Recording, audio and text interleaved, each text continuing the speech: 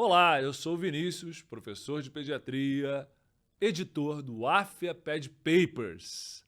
E atualmente a gente tem um curso de emergências voltado para você que é pediatra, que está na graduação, que está na residência, que está na pós, que está no dia a dia das emergências. A gente tem um curso de emergências pediátricas comigo, doutora Lígia, doutora Sabrina, doutor Cadu. São 40 aulas, 40 videoaulas, mais 40 vídeos de casos clínicos. Tá muito interessante, muito legal, feito muito carinho para você. E hoje a gente vai aproveitar esse videocast para falar de casos de emergência pediátrica. São 10 casos que a gente vai conversar sobre eles juntos. Vem comigo.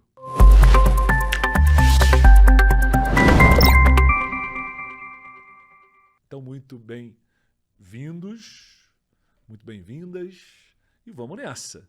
A gente vai fazer 10 casos de emergências pediátricas. Vou ler aqui junto com vocês, temos perguntas e conversar com vocês sobre isso.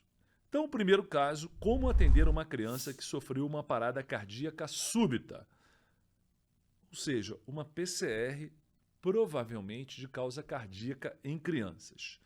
Como é que é o caso? Um escolar de 10 anos com quadro súbito de perda de consciência durante a atividade esportiva. É atendido prontamente pela equipe médica que se encontra no local. Atualmente, se você tem um esporte de alta competitividade, mesmo em crianças, futebol, natação, o que seja, se for esporte em alto nível de performance, idealmente você tem que ter um aparato para uma assistência médica caso necessária. E nesses locais você tem que ter disponível um desfibrilador. Aquele desfibrilador automático externo é muito importante que você tenha. Criança normalmente para por hipóxia ou por choque. É um processo prolongado até que aconteça esse evento da parada cardíaca. Mas quando uma criança está numa atividade e subitamente sofre uma parada cardíaca, grande chance de ser de origem cardíaca. Muito bem. Então, o que aconteceu? Uma criança perde a consciência subitamente e é atendida pela equipe médica. Como é que a criança se encontra? Está irresponsivo, com respiração e pulsos ausentes, são iniciadas compressões torácicas e é solicitado um desfibrilador para avaliação do ritmo cardíaco. Bem, o que eu posso falar para vocês é que o ritmo cardíaco observado foi de fato de uma arritmia. 2 ritmos cardíacos indicam intervenção: ataque ventricular sem pulso e a fibrilação ventricular. E aí a gente tem as seguintes perguntas. Conduta. E aí já dando um spoiler de resposta da primeira pergunta. Quais as cargas a serem utilizadas nesse paciente? E, finalmente, se haveria necessidade de uso de medicações, de drogas. Então, vamos lá. Em primeiro lugar, a gente tem uma criança com uma parada cardíaca súbita. Estava lá numa atividade esportiva e, subitamente, a criança tem uma perda de consciência. A avaliação do médico presente no local identificou que a criança não respondia a estímulos e não tinha pulsos palpáveis. Da mesma forma que não respirava. Uma parada cardiorrespiratória súbita, provavelmente de causa cardíaca. Nesse momento, o que você tem que fazer? Começa a reanimação. Checou o pulso, não tem? Começa a massagem. Se você estiver sozinho, 30 compressões torácicas seguidas de 2 ventilações. Se estiver com outro socorrista, com 2 socorristas, 15 compressões torácicas e 2 ventilações. E, obviamente, pela alta probabilidade de ter sido de causa cardíaca essa parada, peça imediatamente um desfibrilador. O desfibrilador, o próprio aparelho, vai te dar um traçado eletrocardiográfico que, nesse caso, identificou um ataque ventricular sem pulso. Indicação de quê? De choque. Então você começa as manobras de reanimação e, assim que disponível, avalia o ritmo cardíaco e, neste caso aqui, indicado o choque, a desfibrilação. A desfibrilação inicialmente é feita com qual dose de energia? Vamos lá. Dose de energia da desfibrilação, 2 joules por quilo. Em geral, é o suficiente para reverter o quadro. Mas e se não reverter?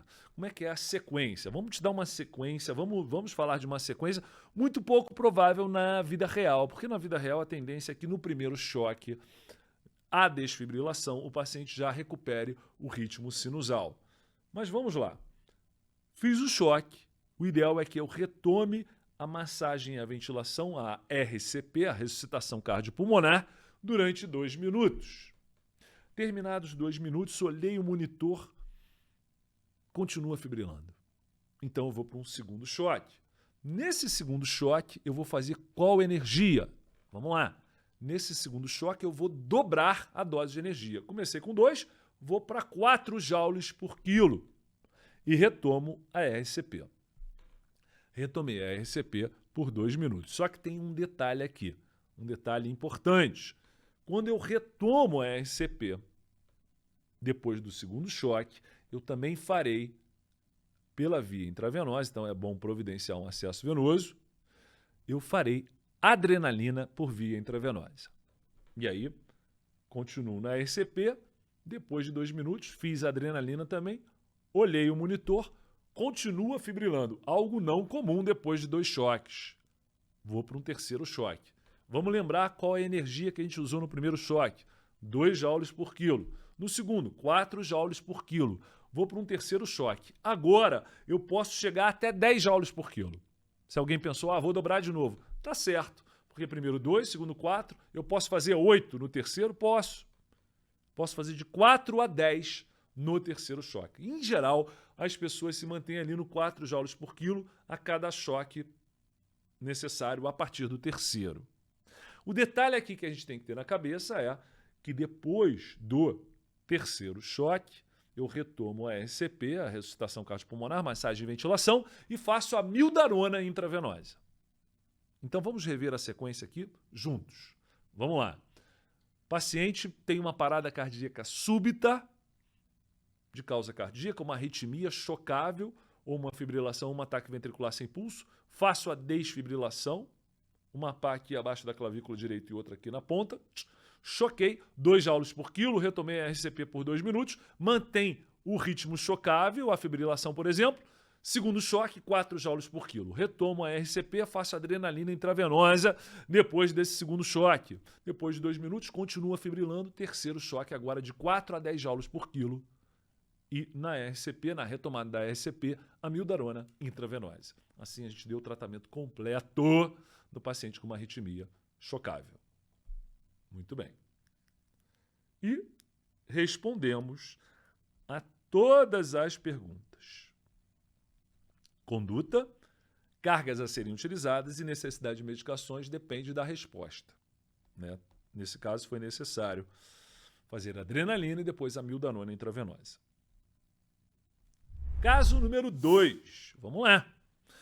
Um lactente de 3 meses dá entrada no pronto-socorro com quadro de tosse coriza há 3 dias, tendo evoluído com desconforto respiratório hoje. Eu sei que você já está pensando nessa doença que no outono e inverno, coleção outono e inverno de vírus sincicial respiratório. Lactentes com quadro gripal viral que evolui para ataque de espineia, tem que pensar na bronquiolite. O que eu quero da gente nesse caso 2 é como abordar a bronquiolite. Vamos nessa. A história, continuando a história, começou um quadro gripal há 3 dias. No início tinha febre de 37,8 nas primeiras 24 horas de quadro. E nesse momento tem bom estado geral, uma frequência respiratória alta de 70 incursões por minuto. Ele tem 3 meses.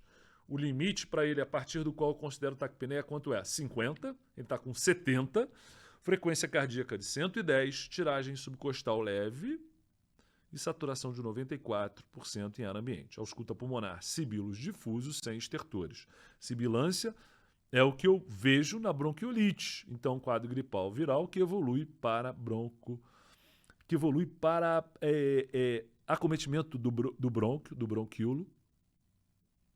E essa inflamação, esse acometimento, leva a uma dificuldade de exalar o ar. Uma dificuldade na fase expiratória, criando um som de sibilância. Então, sibilos expiratórios, até porque os sibilos são sempre expiratórios, caracterizam a bronquiolite. Restante do exame físico sem alterações. Raio-x de tórax, hiperinsuflação, antecedentes pessoais, nascido a termo, parto cesáreo, vacinação em dia. Provável diagnóstico e agente etiológico. Primeira pergunta. Segunda, a necessidade de internação? Justifique. E qual é o tratamento proposto? Então, a gente já deu os spoilers aqui. Provável diagnóstico e agente etiológico, a bronquiolite. E o agente etiológico principal na bronquiolite é o vírus sincicial respiratório. Um parênteses aqui. Há como eu fazer uma vacina que previna contra o vírus sincicial respiratório e a temida bronquiolite no lactente? Uma vacina eu não tenho. Vacina que estimule o sistema imune do paciente a produzir anticorpos contra o vírus sincicial respiratório, não. Mas eu tenho o anticorpo monoclonal. Por exemplo, o palivizumab, feito mensalmente, ele é um anticorpo. Ele fica no organismo durante um tempo, depois ele vai reduzindo seu nível até que ele fica ineficiente. Então, eu tenho que repeti-lo a cada mês, durante 5 meses. Hoje em dia a gente já tem um anticorpo monoclonal que é em dose única, mas o mais tradicional é o palivizumab. Enfim, qualquer um desses anticorpos monoclonais direcionado contra o vírus sincicial respiratório pode ser uma forma de profilaxia. A questão é o custo muito alto.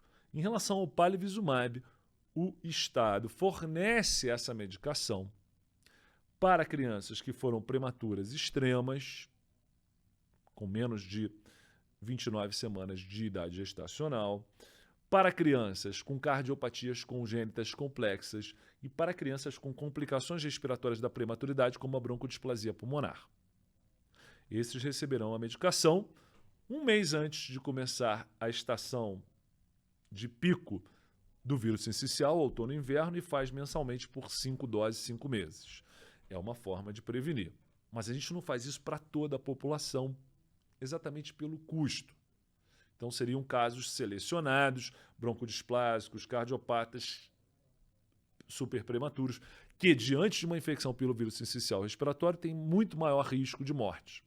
Então, por isso, mais direcionado para esses pacientes. Mas, se não houvesse custo, talvez a gente fizesse para todas as crianças. Lembrando que o palivizumab não é uma vacina, é um anticorpo monoclonal. Muito bem. A outra pergunta é, há necessidade de internação ou não? Tenderia a não internar esse lactente, porém, ele tem tiragem. Quem tem tiragem tem esforço, tem dispneia. Ele pode, em casa, ter fadiga e não conseguir sustentar a ventilação, a respiração. Então, nesse caso, ele terá que ficar internado. E qual é o tratamento proposto? Bem, aí vem as polêmicas da bronquiolite. Depois você coloca lá no chat do YouTube, me responda essa pergunta. Você faz beta-2 de curta ação, um fenoterol, um salbutamol por nebulização ou spray para as crianças com bronquiolite? Eu tenho certeza que 99%, se não 100% das pessoas, dos pediatras, tratam esses casos de bronquiolite como sendo hiperreatividade brônquica.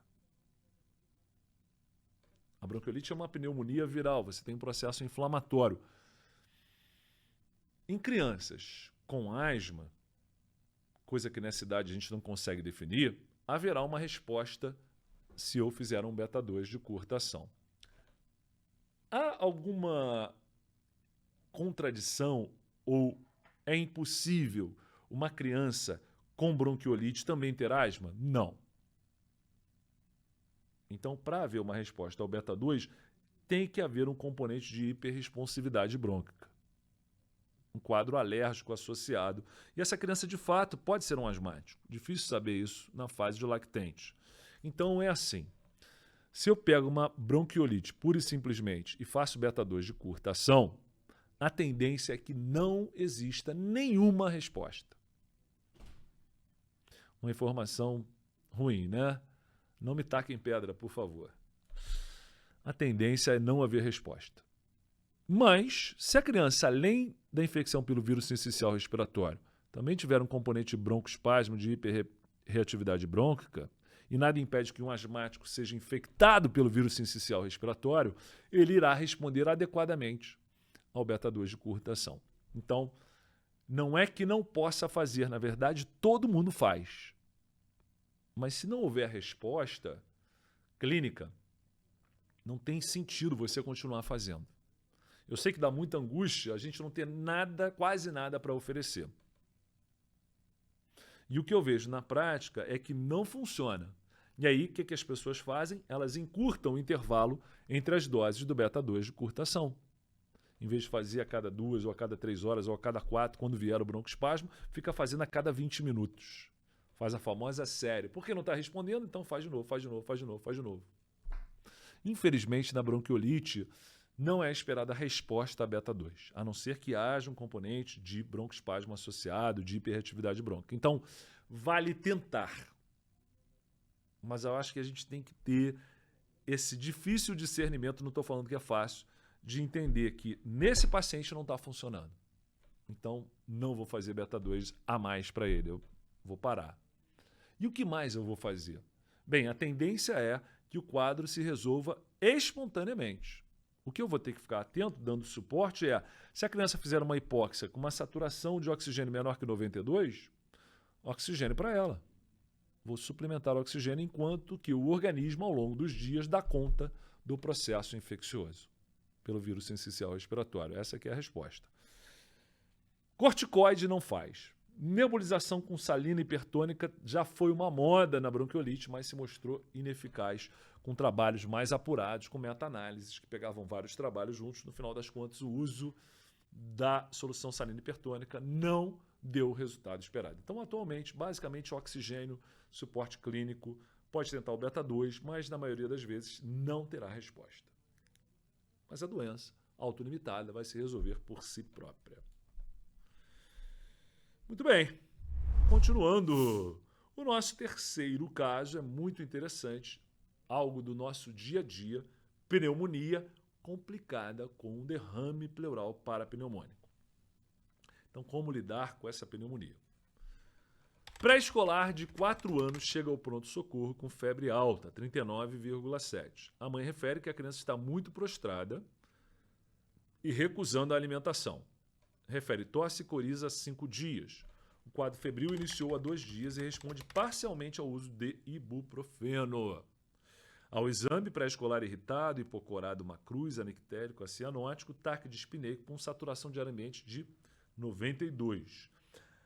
Ao exame do aparelho respiratório, mostra tiragem inter e subcostal. Frequência respiratória de 48, numa criança de 4 anos, onde eu esperaria no máximo 40 de frequência respiratória. Então está taquipneico. Está dispineico, tem tiragem inter e subcostal. A subcostal é mais importante porque mostra a ação exagerada do diafragma para vencer a complacência baixa pulmonar às custas da infecção, do processo inflamatório ocupando o interior dos alvéolos. Então a complacência pulmonar diminui, preciso de mais força para abrir o pulmão, entre aspas. Na ausculta pulmonar, o murmúrio vesicular está completamente abolido na base direita. Estertores crepitantes no terço médio de hemitórax direito. Então, tudo parece levar para uma pneumonia e essa abolição do murmúrio na base fala a favor de derrame pleural.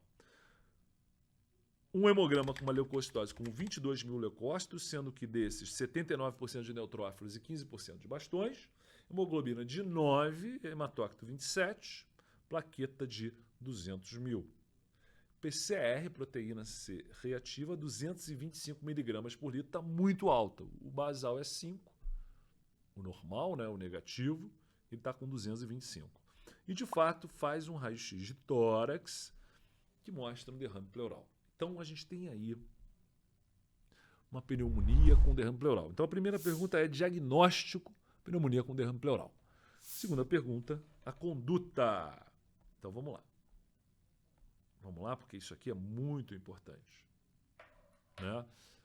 Primeira coisa, interna ou não?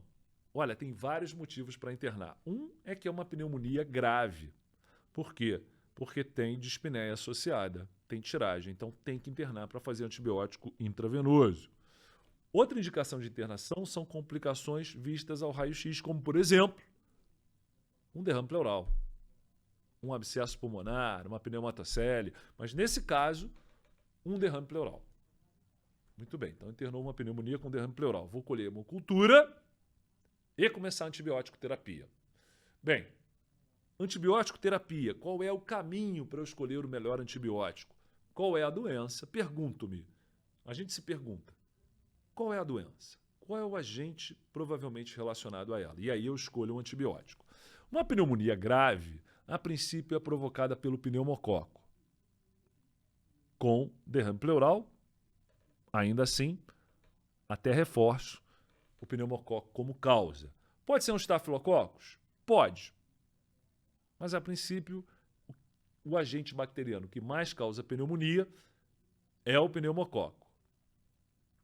O pneumococo é tratado com penicilina cristalina ou ampicilina. Então, penicilina pode funcionar? Pode. Preferencialmente em doses máximas para tentar vencer a resistência do pneumococo, se é que ele é resistente. Se ele for resistente, uma resistência intermediária, essa resistência do pneumococo às penicilinas não é pela produção de beta-lactamase. Então, não adianta eu associar um clavulanato, por exemplo, uma amoxicilina com clavulanato intravenosa, pensando em pneumococo.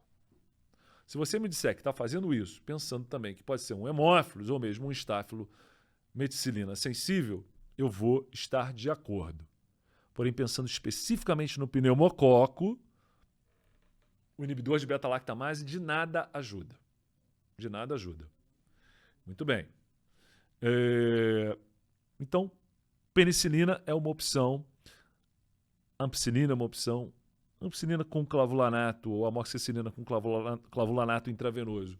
Se eu estiver pensando em estender o espectro para estáfilo e para hemófilos, é uma opção, mas reforço que o principal agente é o pneumococo.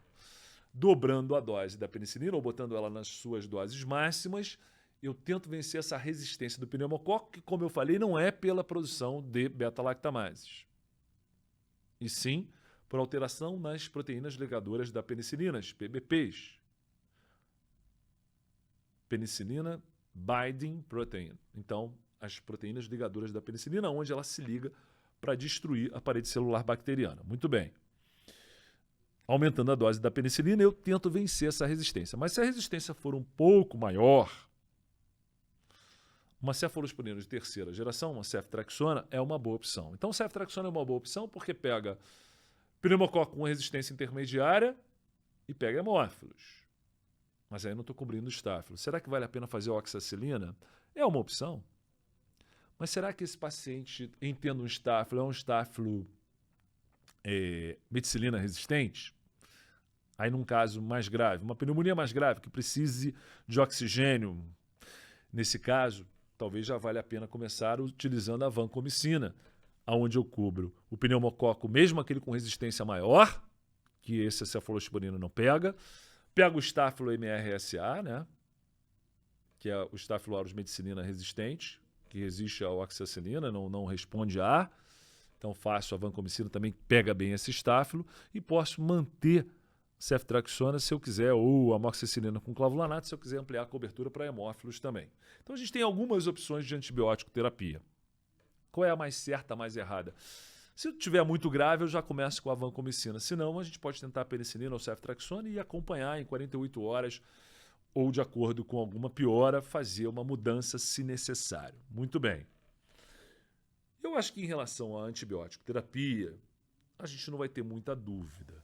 Mas chegou o momento de explicar como abordar esse derrame pleural. E é aí que as pessoas se confundem um pouco. Tem que drenar o tórax ou não? Então é assim, tem que puncionar o tórax. Chama-se tórax-centese com agulha. Para examinar o líquido pleural e decidir, baseado nisso, se é necessária a drenagem torácica fechada. Então não responda de imediato numa prova, por exemplo, que você tem que fazer drenagem torácica. Essa não é a resposta certa. Na pneumonia com derrame parapneumônico, eu posso ter um derrame inflamatório apenas. Houve uma inflamação da pleura e exsudação de líquido ali. É um exudato, mas não há bactéria presente naquele líquido pleural. Então, o próprio tratamento da pneumonia e o fim da inflamação levará à resolução espontânea desse derrame. Mas se alguma bactéria entrar ali, aquele derrame se complica. E a drenagem torácica fechada se faz necessária para diminuir sequelas, para acelerar a recuperação. Então, quando é que eu decido se vale a pena ou não drenar? Eu decido baseado na toracocentese, no líquido pleural que eu vou avaliar. Então, fez a toracocentese, que é obrigatória, no paciente com pneumonia e derrame pleural, veio pus, empiema, indicação de drenagem. Ou, não veio pus, mas veio um líquido amarelo citrino, que eu não sei se tem bactéria ou se é apenas entre aspas, se é inflamatório. O que eu faço? Bem, faço um GRAM desse líquido. Mostrou bactéria, tem que drenar. Cultura desse líquido. Mostrou bactéria, tem que drenar. Ou ainda, alterações bioquímicas do líquido pleural que falem a favor de que exista bactéria ali. Quais são essas alterações? pH menor que 7,2 ou LDH maior do que 1000 ou glicose do líquido pleural menor que 40. Detalhe, eu não preciso ter essas 3 alterações bioquímicas. Basta uma. Então vamos repetir. Líquido pleural, alterações indicando necessidade de drenagem torácica, porque provavelmente eu tenho bactéria nesse líquido pleural. Alterações bioquímicas, pH menor que 7,2, 7,20, LDH maior que 1000, glicose menor que 40. Qualquer uma das 3 alterações, indicação de drenagem torácica. Muito bem. Então, reforçando, a gente não tem que indicar como obrigatoriedade drenagem torácica, e sim toracocentese. Dependendo do líquido, indica a drenagem torácica. Vamos agora para um caso rápido de choque séptico em criança. E a grande questão aqui que eu vou abordar é o uso das aminas. Noradrenalina ou adrenalina? Qual é a amina que eu vou fazer no choque séptico? Qual é a droga vasoativa que eu vou fazer aqui? Então vou ler o caso para a gente decidir nesse caso, porque vai variar de caso para caso. Nesse caso, o que fazer? Um pré-escolar de 3 anos com história de pneumonia chega ao hospital com quadro de choque séptico. Após receber antibióticos e infusão adequada de volume na primeira hora do atendimento, apresenta-se com taquicardia, extremidades pletóricas, enchimento capilar de 1 segundo. Hipotensão arterial refratária à infusão de dopamina na dose de 5 microgramas quilo minuto. A conduta mais adequada para esse paciente é... Então vamos lá. Choque séptico. Tratamento. Volume. Volume. No choque séptico em pediatria, eu tenho uma situação que eu posso dizer que seja de baixo débito e disfunção miocárdica. Então faço volume, sendo que hoje em dia eu devo ter um suporte de UTI possível, viável, pois caso faça muito volume e ultrapasse a capacidade do paciente, ele entre num edema agudo de pulmão, por exemplo, é importante que eu tenha o suporte da UTI. Então já se recomenda o seguinte: você tem acesso à UTI com uma certa facilidade, né? Facilidade para acesso à UTI é difícil, né? Mas há uma UTI disponível com a qual você possa minimamente contar? Sim. Então, posso fazer 20 ml por quilo, repetindo, podendo fazer até 60 ml quilo numa hora. Mas, se eu não tenho acesso a uma UTI, não vou ultrapassar 40 ml por quilo em uma hora de solução cristalóide. Então, tem que fazer volume. Então, esse paciente está fazendo volume, tem acesso à UTI, então possível, a gente está fazendo volume e ele não melhora. Vou para o inotrópico. Eu posso estar fazendo uma adrenalina em dose baixa, dose inotrópica, posso fazer uma dopamina em dose inotrópica. E aí eu estou tratando o baixo débito, a hipovolemia do paciente com choque séptico em pediatria e estou dando força de contração para o coração. Em geral, a criança tem um choque com vasoconstricção periférica, o famoso choque frio. Mas ocasionalmente, a criança tem o choque quente, que é o choque com vasoplegia, vasodilatação, e o enchimento capilar, ao invés de ficar lentificado, ele fica acelerado. Esse é o choque quente. Nesses casos, eu já fiz volume, estou fazendo inotrópico, e o paciente mantém o quadro de choque, mantém a hipotensão, está na hora de entrar um potente vasoconstrictor, já que a criança está vasodilatada. Então, nesse caso, raro entre aspas, mas menos comum, seria uma palavra melhor, palavras melhores, o choque séptico em pediatria em geral, ele tem baixo débito e inotropismo deficiente. Então, vou fazer volume e vou fazer inotrópico.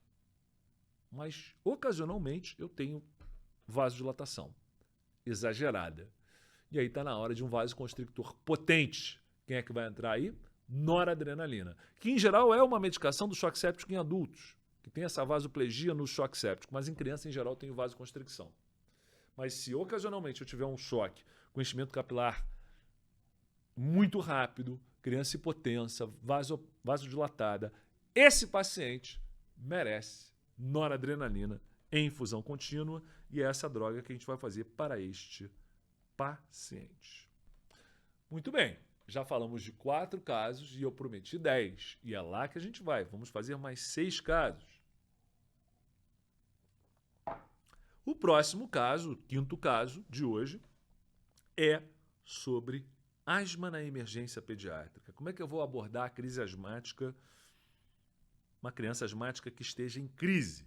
Vamos ao caso clínico, já que hoje a gente está fazendo tudo baseado em casos clínicos. Um escolar de 8 anos é levado ao pronto-socorro em crise de asma iniciada na noite anterior, segundo a mãe.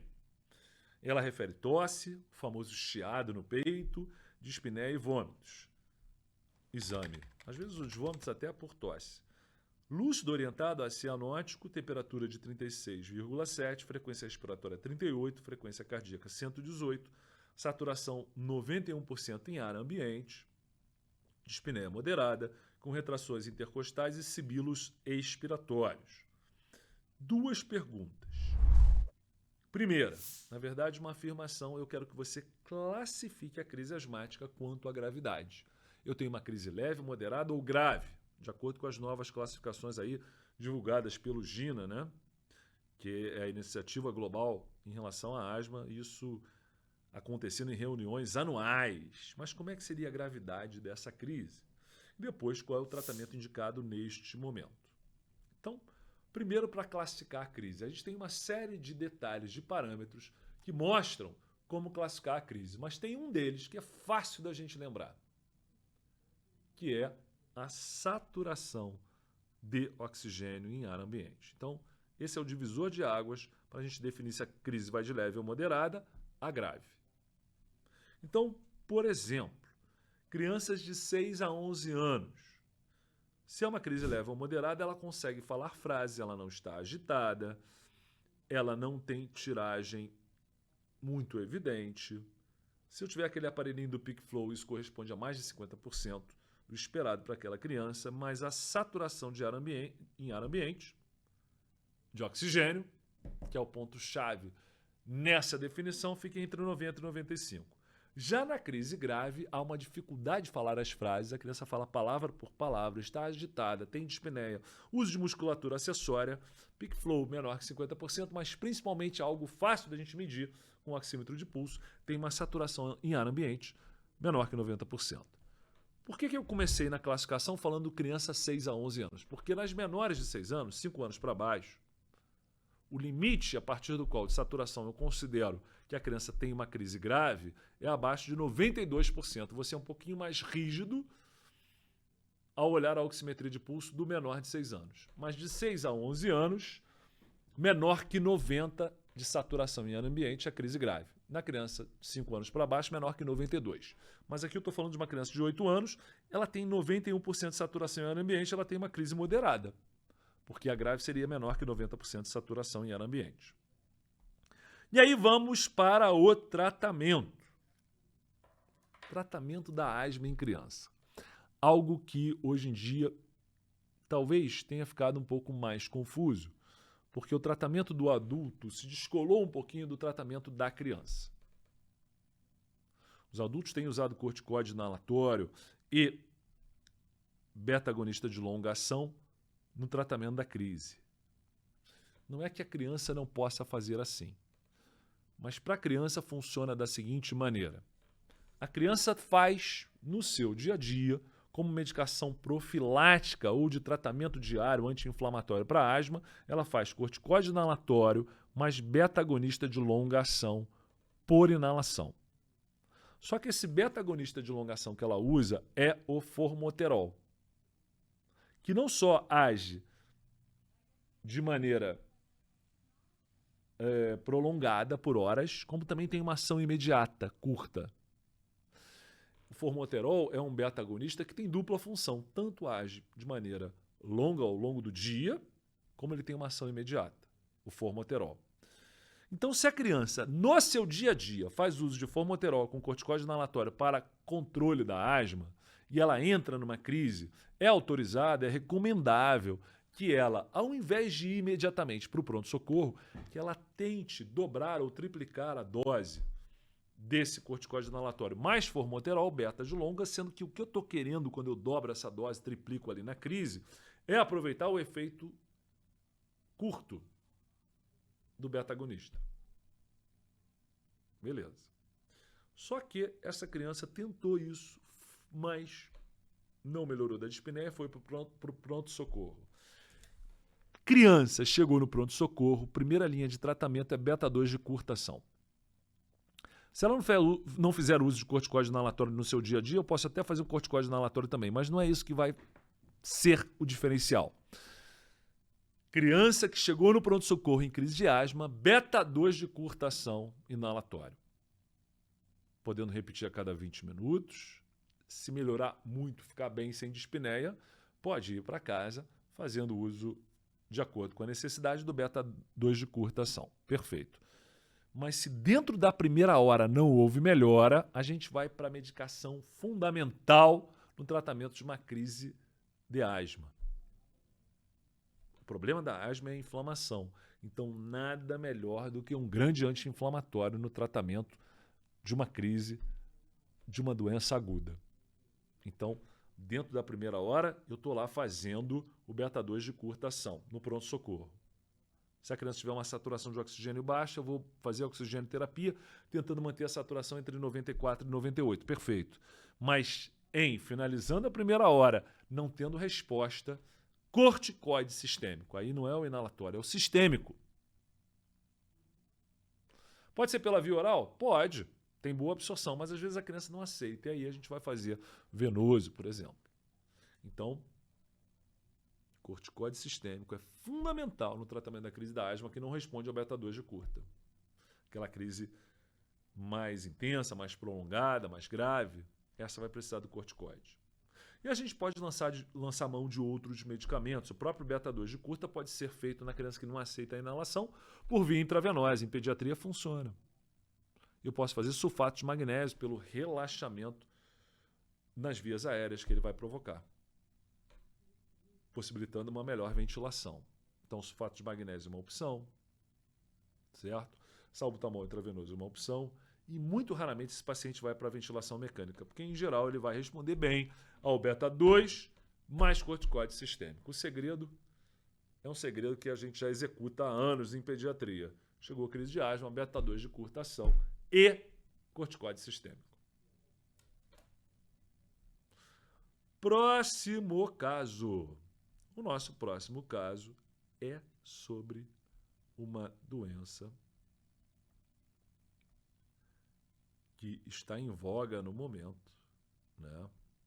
Mesmo que você veja esse videocast depois de muito tempo, eu tenho certeza que essa doença vai estar presente no nosso dia a dia, porque ela é difícil combatê-la. A gente está falando da dengue. Dengue, um grande problema de saúde pública nacional. E o que eu quero falar nesse caso clínico é sobre o choque na dengue. Então vamos lá. Paciente de 8 anos iniciou há 9 dias quadro de febre moderada contínua acompanhada de cefaleia e mialgia. atendido na unidade básica de saúde, realizou a prova do laço, que foi positiva. Fez um exame NS1 e recebeu o diagnóstico de dengue. Só para a gente reforçar ou relembrar, como é que faz a prova do laço em crianças? Vamos lá, prova do laço. Eu vou desenhar um quadradinho, cada lado com 2,5 centímetros aqui na fossa cubital. Pegar um aparelho de pressão, esfigmomanômetro, e ver a pressão da criança. Exemplo, ela está 100 por 60. Vou pegar o valor médio entre a sistólica e a diastólica. 100 por 60, valor médio 80. Vou inflar o manguito novamente e parar ali no 80. E vou deixar ali no 80 por 3 minutos. Então vou naquele valor médio da pressão e deixo o manguito inflado naquele valor. Depois de 3 minutos eu vou desinsuflar e vou contar dentro daquele quadradinho que eu desenhei com 2,5 centímetros cada lado. Vou contar o número de petecas no interior do quadradinho se houver petecas. Com 10 petecas, prova do laço positiva. Mas espera aí, Vinícius, eu ouvi dizer que são 20 petecas. Sim, são 20 se for adulto. Mas no caso da criança, 10 petecas é suficiente para eu falar que a prova do laço é positiva. Muito bem, uma criança com prova do laço positiva, ela tem aquela classificação na dengue de hemorragias sem grande... Se ela não tiver outras hemorragias, hemorragia sem repercussão. É o grupo B, que é tratado com soro de reidratação oral, líquidos em abundância, e a gente faz um hemograma, observa se não tem plaqueta muito baixa, que indicaria internação, se não tem hemoconcentração. Se tudo ok, a criança pode ir para casa. Que foi o que aconteceu com o nosso paciente. Prescritos analgésicos, hidratação abundante e repouso.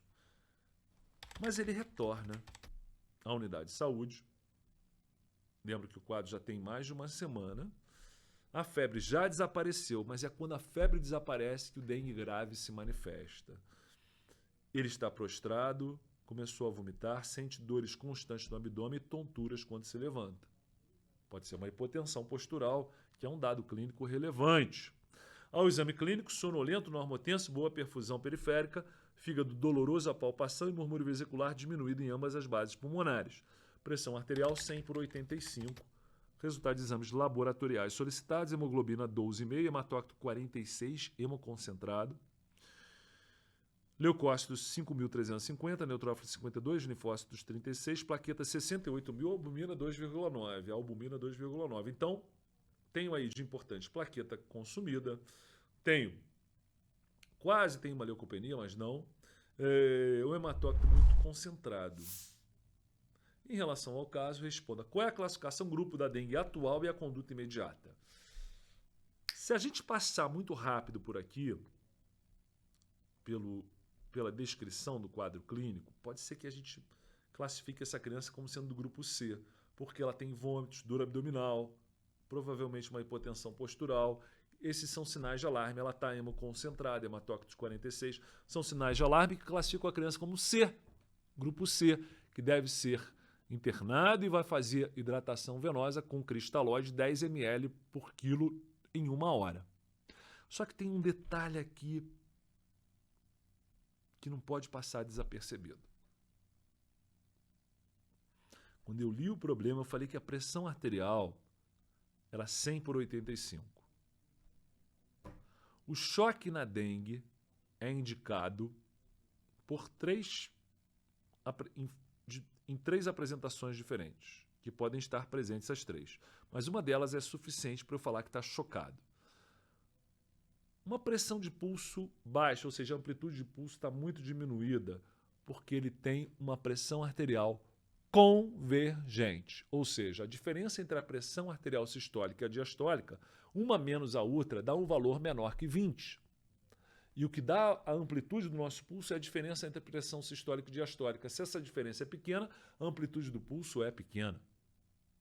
E eu vejo isso objetivamente através de números, mostrando uma pressão sistólica menos a diastólica com valor menor que 20. A dele era 100 por 85. 100 menos 85, acertou. 15, menor que 20. Então ele tem uma diminuição da pressão de pulso, tem uma pressão arterial convergente. Já está chocado. Outra possibilidade é a própria hipotensão ou um enchimento capilar acima de 2 segundos lentificado. Apesar dele não estar hipotenso, ele tem uma pressão arterial convergente e apesar de ter um enchimento capilar bom, ainda assim ele está chocado, porque tem pressão arterial convergente. Então, se ele está chocado, a classificação é grupo D. E qual é a conduta para o grupo D? A conduta para o grupo D é cristalóide, pode ser o soro fisiológico, a cada 20 minutos, sendo repetido se ele não sai do choque. Então, faço 20 em 20 minutos, se precisar, repito, se precisar, repito. Então, em 1 hora, eu fiz 3 vezes 20 ml por quilo, porque fiz a cada 20 minutos. 3 grupos de 20 minutos, totalizando 60, totalizando 1 hora, fiz 60 ml por quilo. Se ele com 60 ml por quilo de cristalóide não saiu do choque, eu vou fazer albumina. Esse paciente ele perde proteína pelo aumento da permeabilidade capilar para terceiro espaço. Então, ele choca também pela redução da pressão oncótica. Então, se eu fiz volume e não respondeu, faço albumina 5%, meio a 1 grama por quilo. Está lá no manual da dengue. Então, choque na dengue, cristalóide, não respondeu. Expansor plasmático, nesse caso, a albumina a 5%. Muito bem. Vamos para mais um caso. Nosso 7º caso.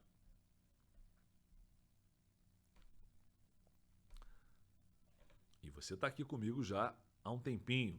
Se você achar melhor, dá uma pequena pausa no vídeo, pega um cafezinho, volta, porque a gente ainda tem mais 4 casos bem interessantes. E eu não quero que você se distraia nesse momento. Vamos lá.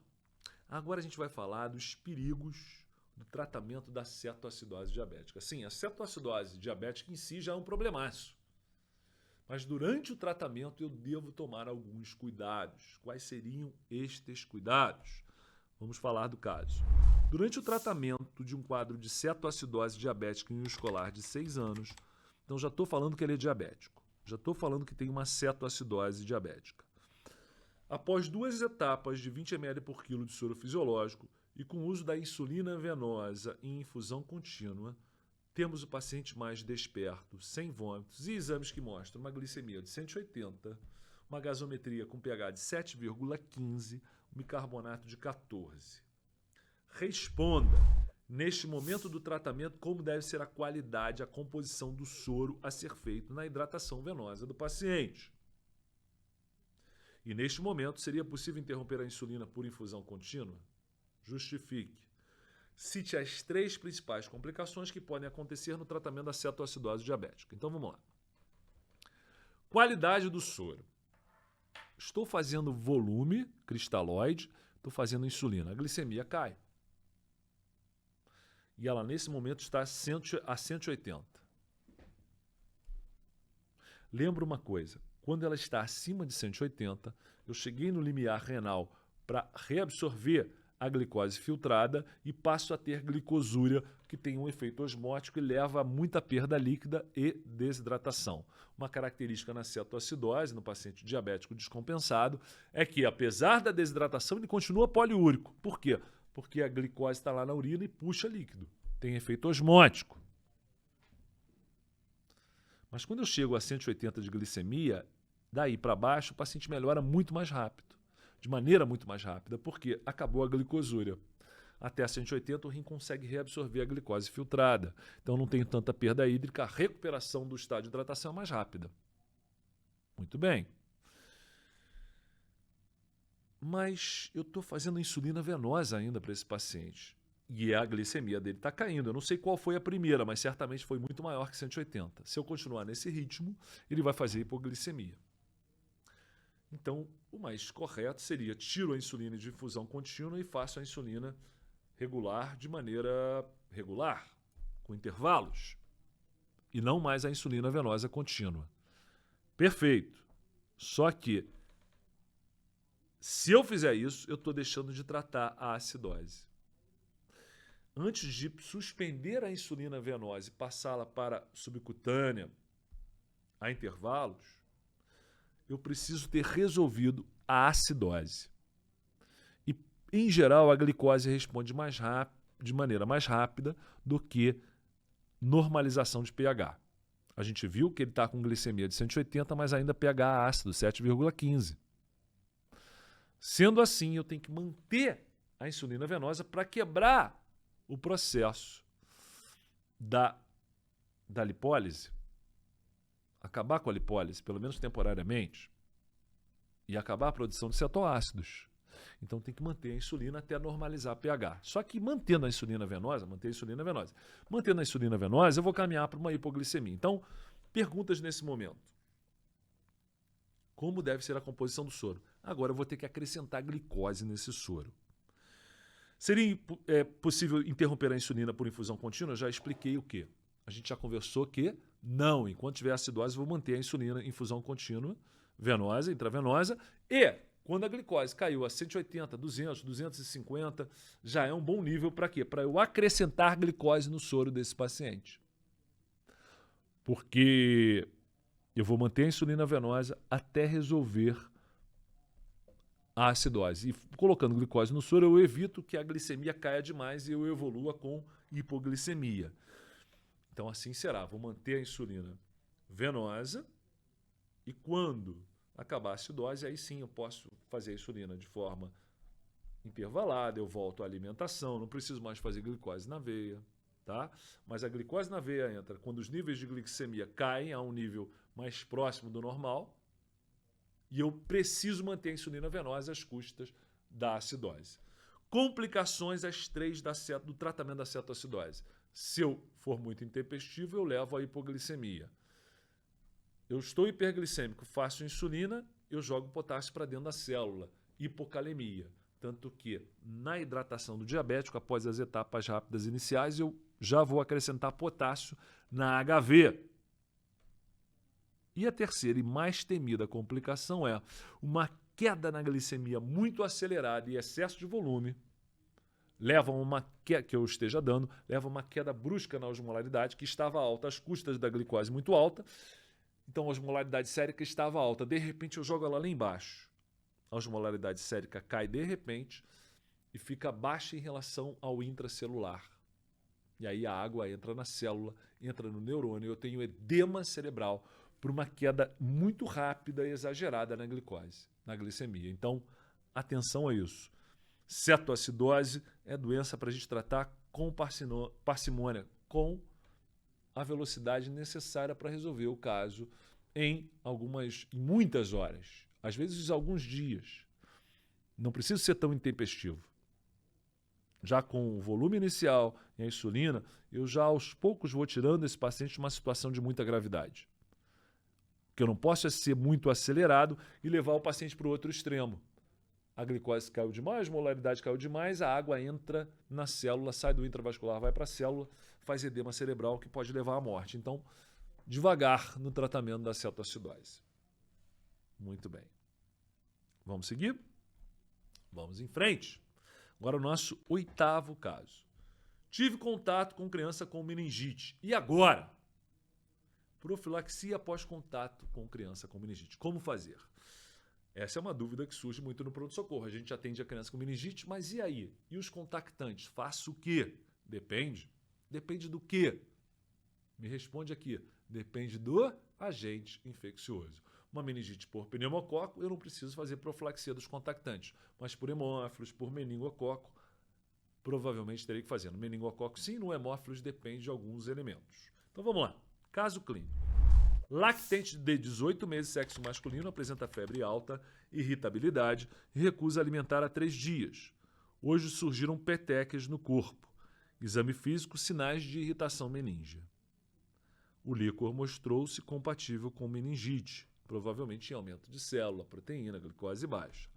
A bacterioscopia revelou Coccobacilo gram-negativo. Opa, tem bactéria lá. A criança havia recebido uma dose da vacina tetravalente aos 6 meses. Apenas uma. E ela tem 18 meses. Ela, para ter recebido a pentavalente com 2, 4 e 6 meses, recebeu tetravalente. Uma vacina incompleta e só uma vez. Considerando a presença de um irmão de 3 anos com história vacinal incompleta e o período de transmissibilidade da infecção, a pergunta é: a conduta indicada para a proteção dos contactantes no domicílio é? Então vamos lá. Antibiótico, profilaxia, tudo é baseado na doença que eu estou vendo e no agente infeccioso que está provocando. Aqui eu já tenho definido que é um Coccobacilo gram-negativo. Se fosse um diplococo gram-negativo, meningococo. Diplococo gram-positivo, pneumococo. Mas um coco-bacilo gram-positivo, gram-negativo, positivo e negativo. Um coco-bacilo gram-negativo, hemófilos e influenza. Essa criança foi vacinada de maneira inadequada. Temos que tratá-la. Ceftriaxona é uma boa ideia. Cefotaxima, uma cefalosporina de terceira resolve. Mas e a profilaxia? Para o meningococo, eu vou fazer profilaxia para todos os contactantes da última semana, contactantes próximos. Profilaxia do meningococo é com rifampicina, de 12 em 12 horas por 2 dias, ou ceftriaxona dose única intramuscular, ou ainda ciprofloxacino para adolescentes e adultos, fazendo de 1 a 3 dias, 2 dias, por via oral. Só que nesse caso, eu não estou falando de meningococo, estou falando de hemófilos. O hemófilos é uma doença de crianças pequenas. O escolar já não tem doença por hemófilos com tanta frequência. Então, a necessidade de proteção é se eu tenho uma criança de 4 anos ou menos que convive com aquela criança que apresenta a doença, nesse caso, o irmão do nosso paciente com meningite por hemófilos, que convive com ele, eu olho para a história vacinal dele e risco de infecção por hemófilos. Em geral, é a mesma do outro irmão que está doente. Vacinação inadequada em termos de número de doses. Essa criança tem defesas em relação à vacinação, tem uma imunização incompleta contra hemófilos. Precisa de proteção. O detalhe é que, apesar dos adultos não estarem sob risco de doença pelo hemófilos, essa é uma doença de criança, meningite por hemófilos, eu preciso fazer profilaxia dos adultos que estão em contato com essa criança que está sob risco de doença pelo hemófilos. Eu vou fazer um cinturão de proteção em torno dessa criança que também vai tomar a profilaxia. E afinal, qual é a profilaxia no caso do hemófilos? No caso do hemófilos, rifampicina, uma dose única diária por 4 dias. Então, rifampicina pela manhã, uma vez por dia, por 4 dias. Então, para a gente não confundir, são 4 doses de rifampicina. Se for meningococo, é uma dose a cada 12 horas por 2 dias. Se for hemófilos, essas 4 doses serão distribuídas da seguinte maneira: uma dose por dia por 4 dias. Muito bem. Fomos bem, né? Fomos muito bem nessa questão da profilaxia do contactante de meningite. Agora o caso 9. Vamos lá. Você atende uma criança, um lactente masculino de 7 meses, sem intercorrências perinatais, que apresentava um desenvolvimento neuropsicomotor adequado. Só que há 6 dias ele começou um quadro de alteração de comportamento, períodos de irritabilidade, sonolência, e quando está acordado tem movimentos frequentes e espontâneos que a mãe descreve como sustos, seguidos de flexão dos braços e queda da cabeça. Faz assim, ó. Tá aqui, de repente, como se tomasse um susto, como se tivesse um moro, flexiona a cabeça e braços em direção ao tronco. Tem uma hipotonia global e uma regressão do desenvolvimento neuropsicomotor. O eletro confirma o nosso diagnóstico. Se eu desse um título para esse caso, um eletrocardiograma com traçado caótico. Qual é essa doença? Qual é a provável doença? Qual é o achado típico do eletro? E qual é o tratamento proposto? Então vamos lá. Essa doença aparece em lactentes de 2 a 12 meses. Ela tem uma característica clínica que são esses espasmos em flexão, em direção ao tronco, ou em extensão, membros e região cervical. Então, ou faz flexão ou faz extensão. Então, eu tenho uma característica clínica, eu tenho idade e eu tenho um eletroencefalograma completamente caótico, denominado ipsiarritmia. Esse é o ritmo, ipsiarritmia. Nome da doença que reúne eletrocaótico, ipsiarritmia, lactente e quadro clínico desses espasmos. Espasmos infantis, antigamente conhecida como síndrome de West. Tratamento proposto. É a única síndrome epilética onde a gente faz ACTH para o tratamento. Estranho, né? Muito estranho. Como é que funciona isso? Uma das hipóteses para esse quadro de crises convulsivas repetidas é que exista um excesso de CRH no sistema nervoso central.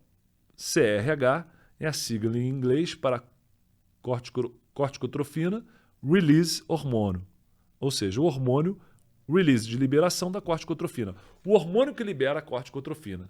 O CRH é o hormônio secretado pelo hipotálamo que vai agir na hipófise para que esta, então, secrete o ACTH, que vai agir lá na suprarrenal, levando à liberação de cortisol, de corticoide, endógeno.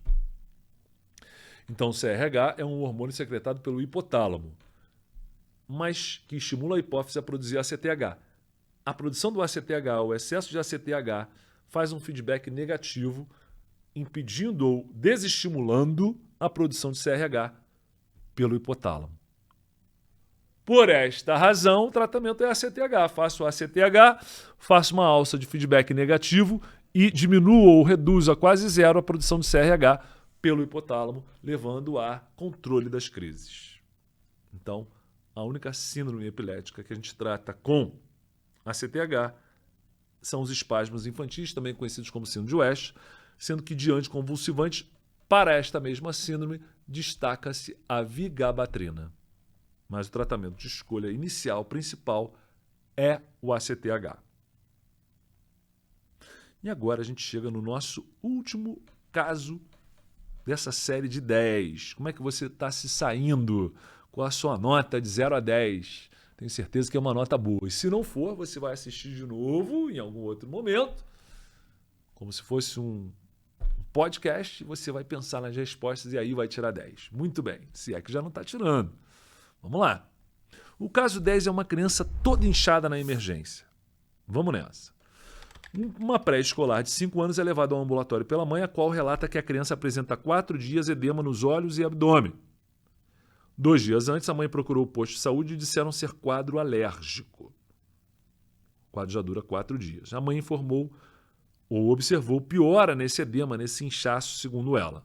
Não sabe informar sobre diurese, nega febre, lúcida, eupneica, pálida, com edema palpebral bilateral, edema de parede abdominal e de membros inferiores. Está em anasarca.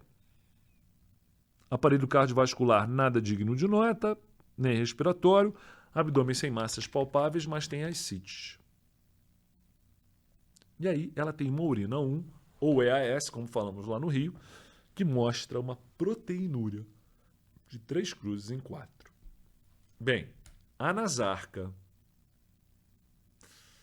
numa criança que tem uma pressão, eu falei nada de alterar no aparelho cardiovascular, porque de fato ela tem uma pressão normal, 98/55.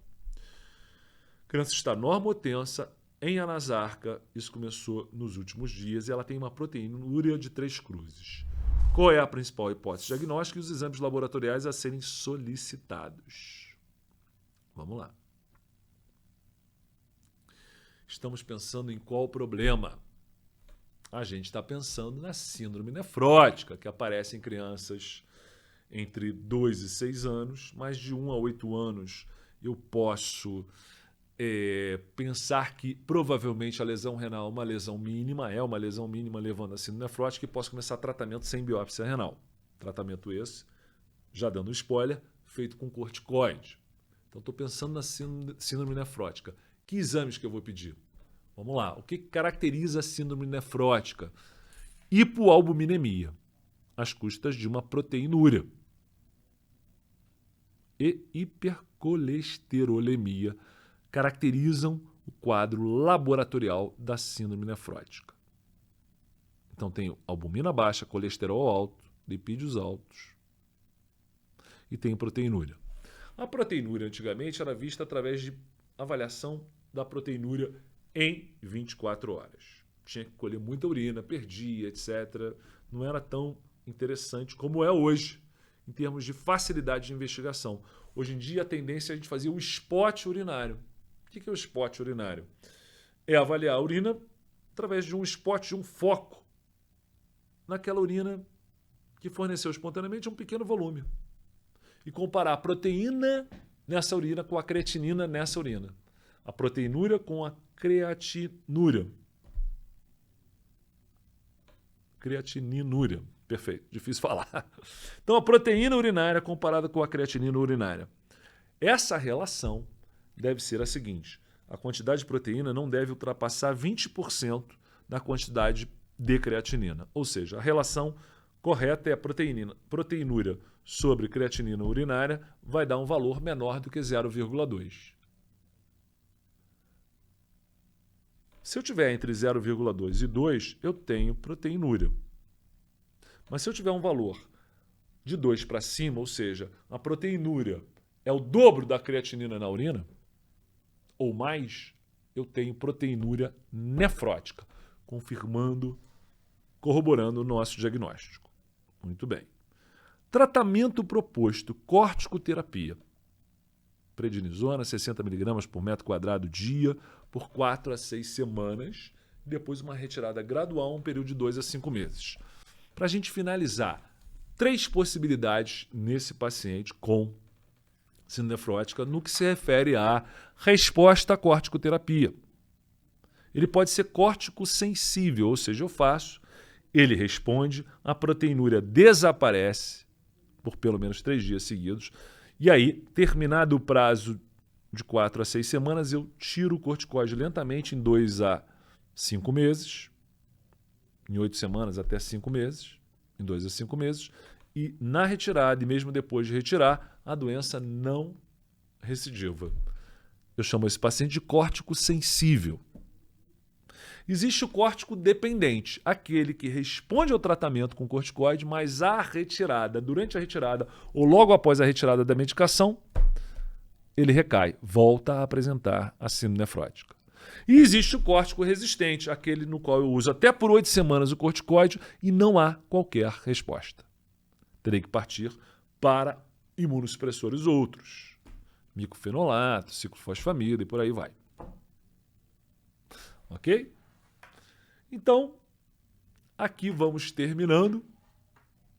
Agradeço por terem acompanhado. Recomendem para os amigos, para os pediatras, para os alunos da graduação, esse videocast no qual a gente fala sobre casos clínicos observados na emergência pediátrica. Até a próxima.